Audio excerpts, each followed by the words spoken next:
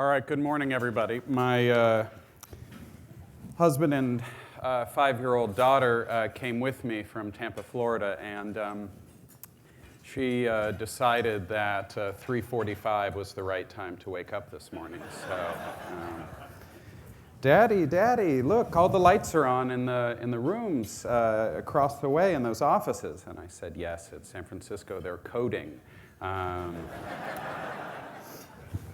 Okay, I last attended a Reaching Out conference 9 years ago in 2005 as a mid-level investment banker at Morgan Stanley. And 1 month ago, I rang the bell on the New York Stock Exchange, taking my company public, becoming the first openly gay CEO of a bank, of a publicly traded bank in the country, and one of only 2 openly gay CEOs of a public company in the country, at least so says the New York Times. I give all the credit to the Reaching Out conference, actually. So you have a lot to learn over this couple of days. It was really an important turning point in my career because it exposed me to something that was missing from my skill set. It was one of those rare moments of self-realization. So today I ask that you open yourself to the possibility of what you can accomplish, just in the next 9 years ahead of you. In 2005, at that conference, I heard from Keith Ferrazzi, the author of Never Eat Alone. It's really a seminal book on relationships, it's sort of a modern day how to win friends and influence people. And I learned that I could go from being just a great investment banker to a great connector of people, that my career might be able to accelerate. I was always a precocious guy. At Dartmouth, I was the president of my fraternity. When I came out as gay and one of my fraternity brothers wrote a disparaging article about me in the Dartmouth Review, I decided to quit that and pivoted and became president of the gay students group. And really from that point forward, I never censored myself on my resume. Employers, clients, friends, family just got me. And that was really disarming to people, right? There were plenty of off-color jokes, crazy clients, but being gay was always freeing. It was almost a position of power and calm. I worked for the man at Morgan Stanley. It was very fun and exciting. I got to do a lot of interesting IPOs, including the IPO of Chipotle. I was one of the first openly gay investment bankers to be promoted to managing director in the fall of 2006. And earlier that same year, I used what I had heard and learned from Keith Ferrazzi from the Reaching Out conference to build meaningful relationships from a foundation of generosity. And I did this with one of my Morgan Stanley clients, a fantastic entrepreneur, also from Brazil, named Marcelo Lima. Approaching 10 years at Morgan Stanley, in December of 2007, I called Marcelo and I proposed to him that I would quit my 7-figure job on Wall Street and join him as an entrepreneur. We would look for a business that I could run, and he said yes. Now, that turned out to be a really good business decision, but no sooner had I become an entrepreneur, which was really just a fancy word at the time for unemployed, did the world financial crisis hit. Just a couple months after I quit my job, Bear Stearns failed, Lehman Brothers failed. In retrospect, it was a really good time to leave Wall Street. I could tell it was all coming. Had no idea. But I had this crazy idea, and it was really following after Warren Buffett's philosophy of when others are rushing for the door, maybe that's a good time to rush in. My idea was, let's buy troubled Florida banks. I had 2 problems. One, I had to get myself and a Brazilian guy approved to control a bank. And 2, I had to find a bank to buy. Let's just say that buying banks was easier than getting the regulatory approval, which might tell you something about the state of regulation in banking today. once I had turned the first bank around, we bought a second, then a third, then a fourth, all while working to create a really interesting new banking brand called C1 Bank. We created what is now one of the 20 largest banks in the state of Florida, really out of the ashes of financial ruin.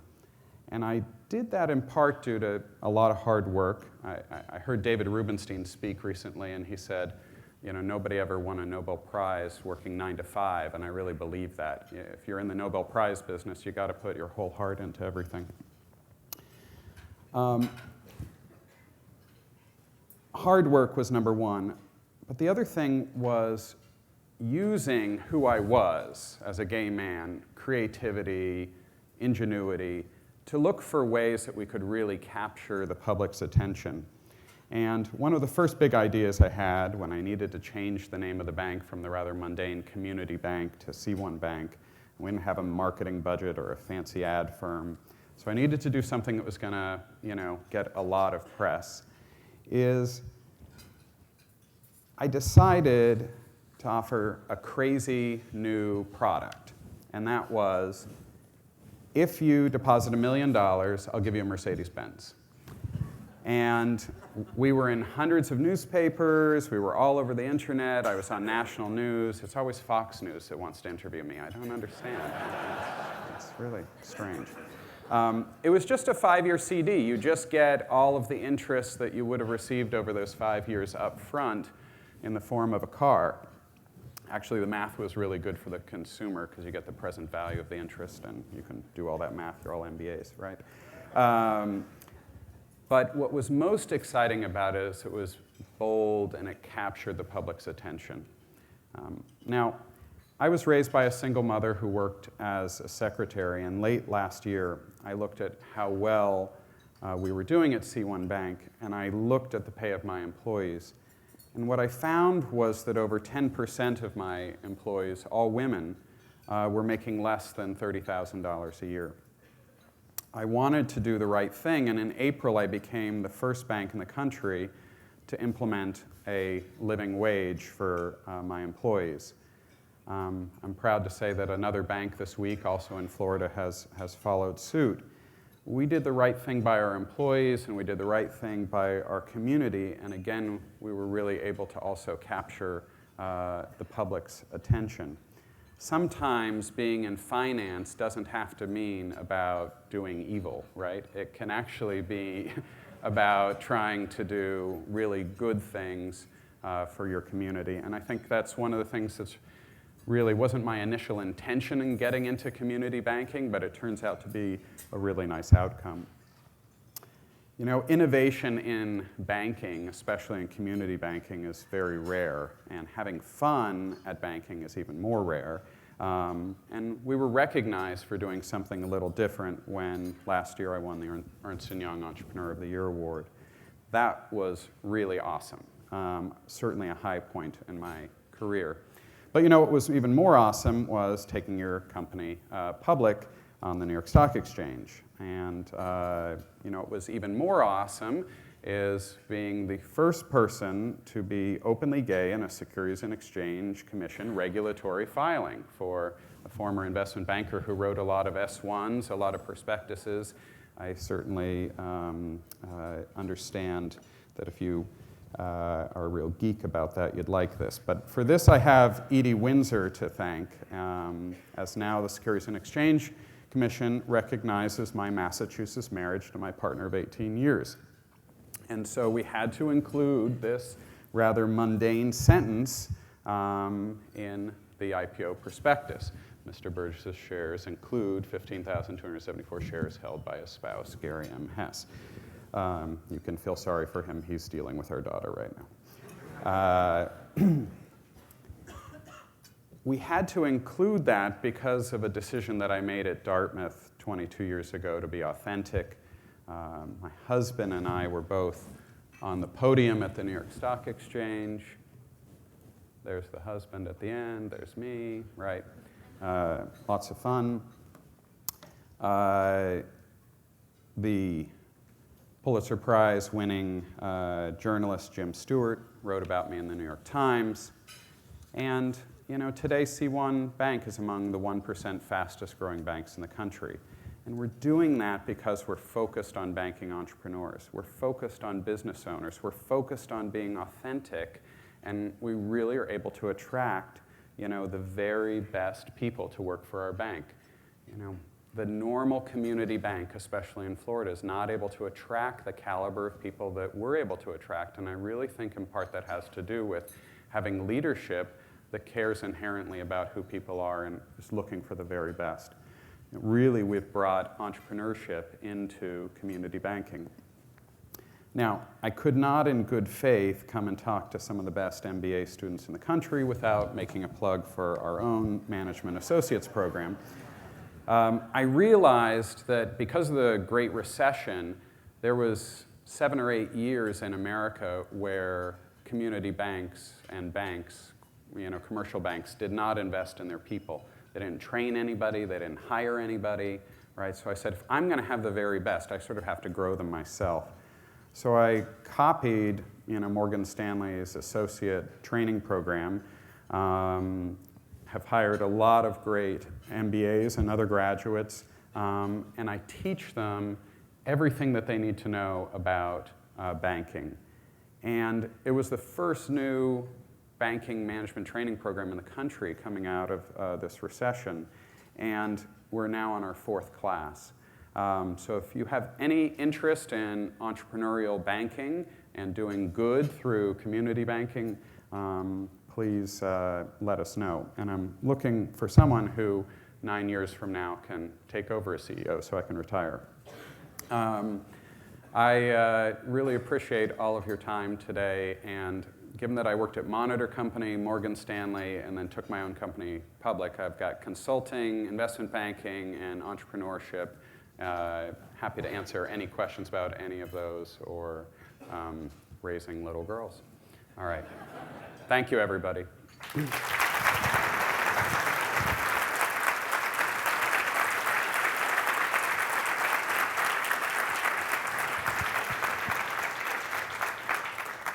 All right, so who's got a question? Yeah, shoot. So your spouse has nearly 16,000 shares in the bank. Conversations that run over the performance is not quite what it should be.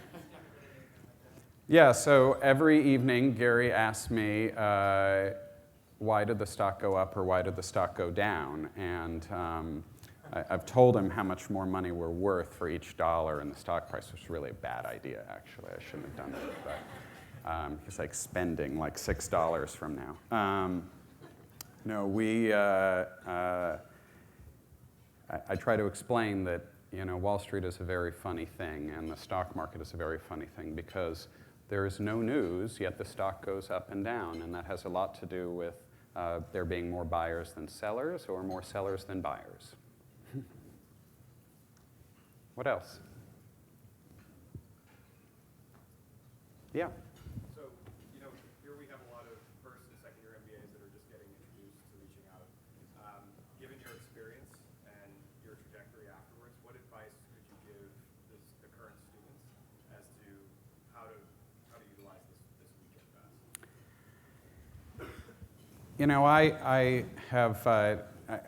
I really was being quite honest when I said that the Reaching Out conference in 2005 was sort of this watershed event for me.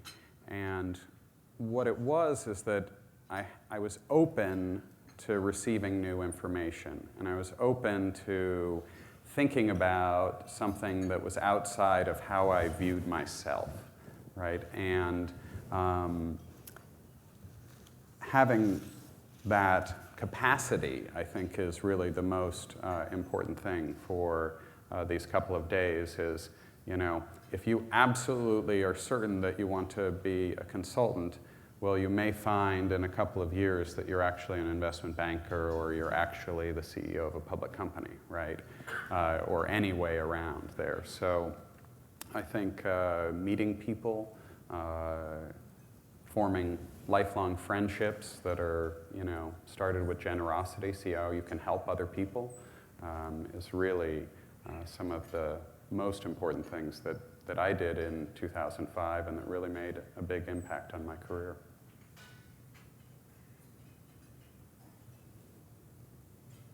Any difficult questions? Yes? First, thank you very much. My name is Trevor. Those of us of a certain age, I'll say, don't always consider Florida the most gay-friendly of states. It's not. Talk about that a little bit. Yeah. Yeah, so Florida, you can be fired for being gay, which is really not cool. Your marriage is not recognized, and that's not really cool either. Hope the Supreme Court fixes that in the next year or two. Okay, that'd be helpful. They were not so helpful this week so far.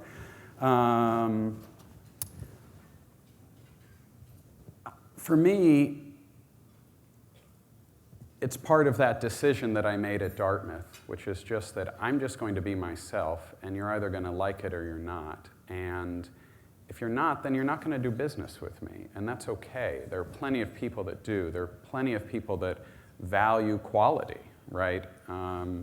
And I don't think that ultimately consumers, right, broadly, really care that much about the sexual orientation of the CEO.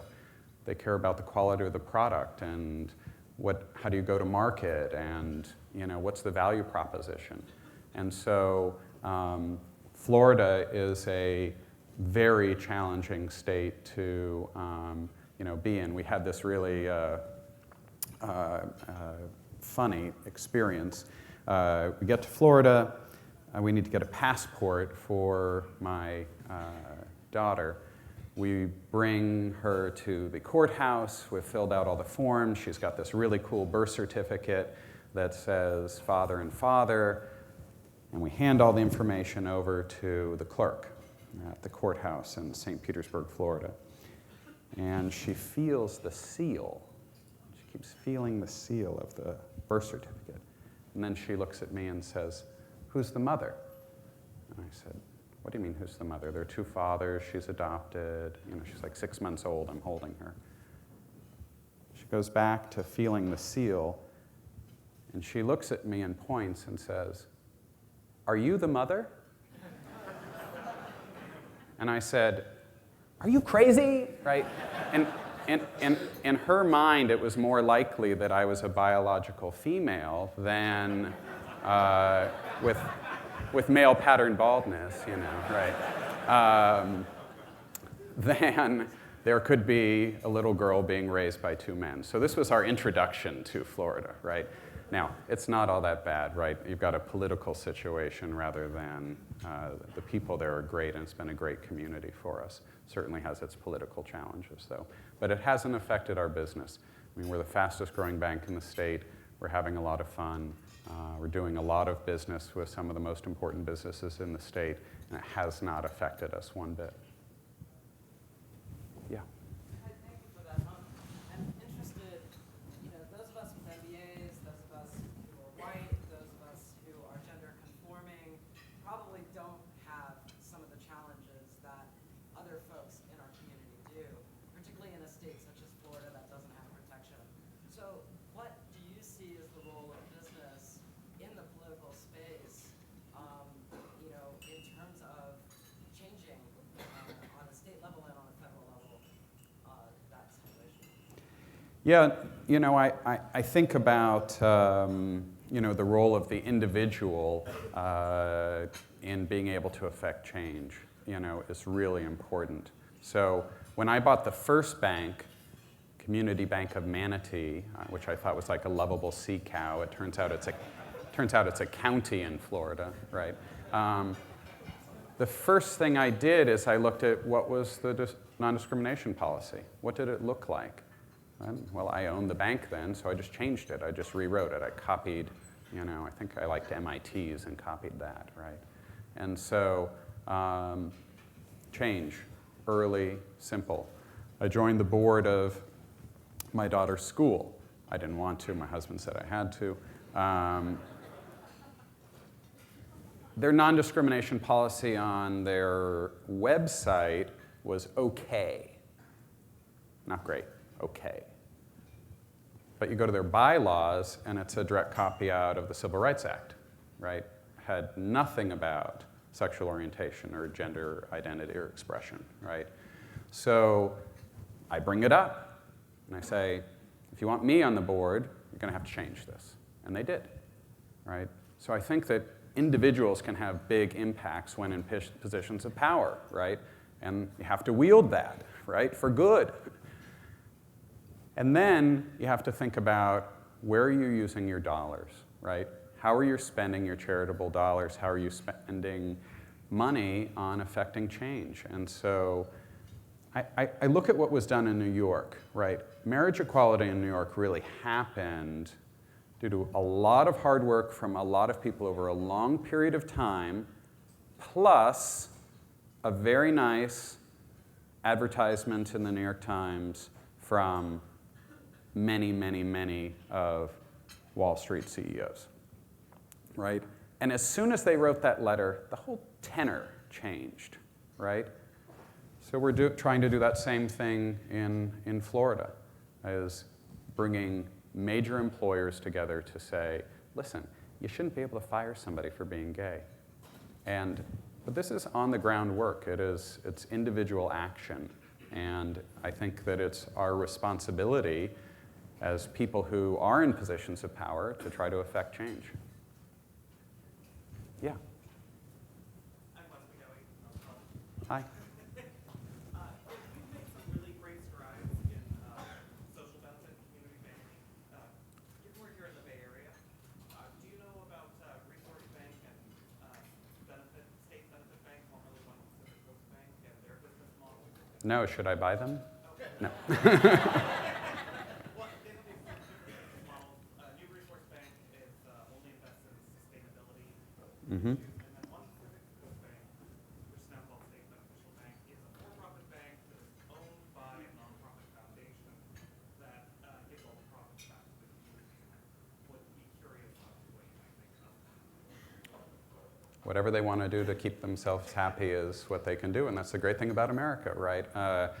Listen, I'm a for-profit bank. My goal is, I worked on Wall Street for too long. It screws with your head. I'm not actually, I'm actually in it for the money, right? But ultimately, you can be in it for the money and do good at the same time, is my view. And, it cost me and my shareholders something to institute a living wage, right? But we were comfortable making a little bit less so that women didn't have to be making $23,000 a year and trying to raise a kid. That's just not right. So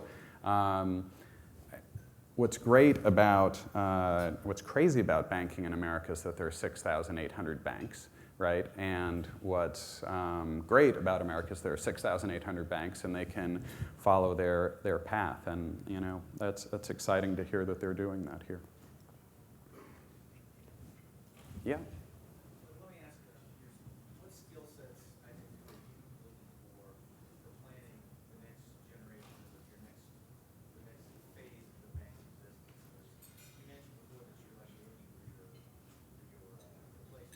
Yeah, please.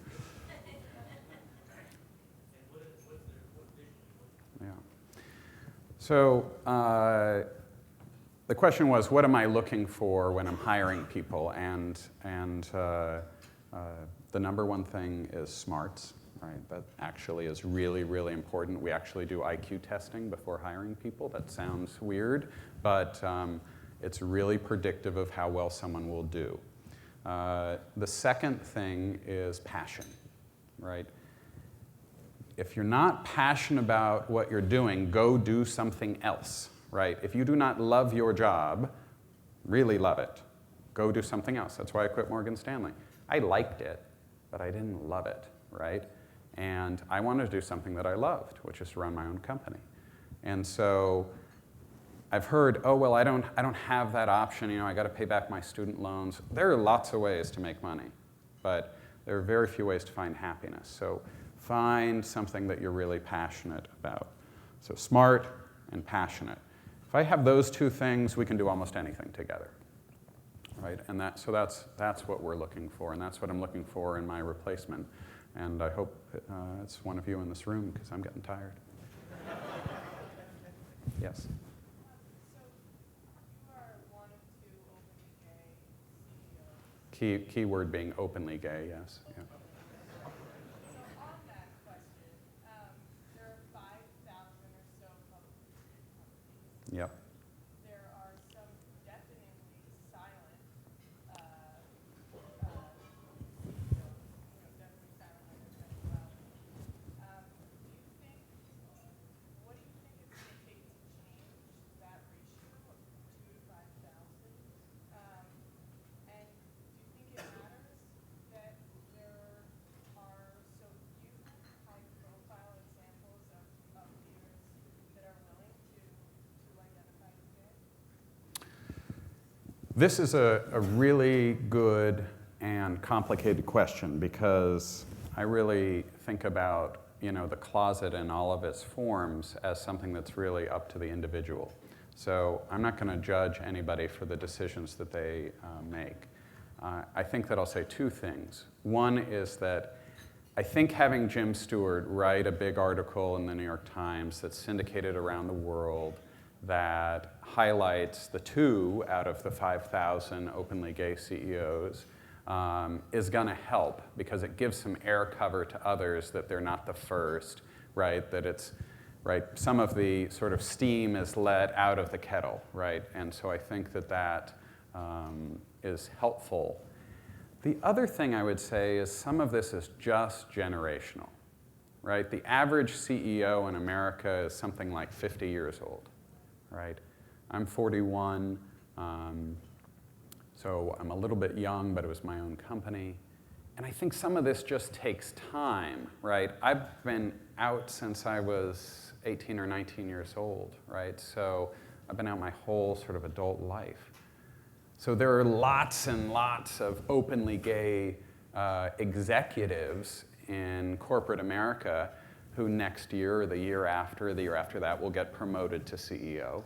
And their being out will not be an event, right? And so I think some of this is just time. If you go back 5 years before me, or certainly 10 years before me, there weren't that many sort of openly gay people in executive America. I think this is the hook.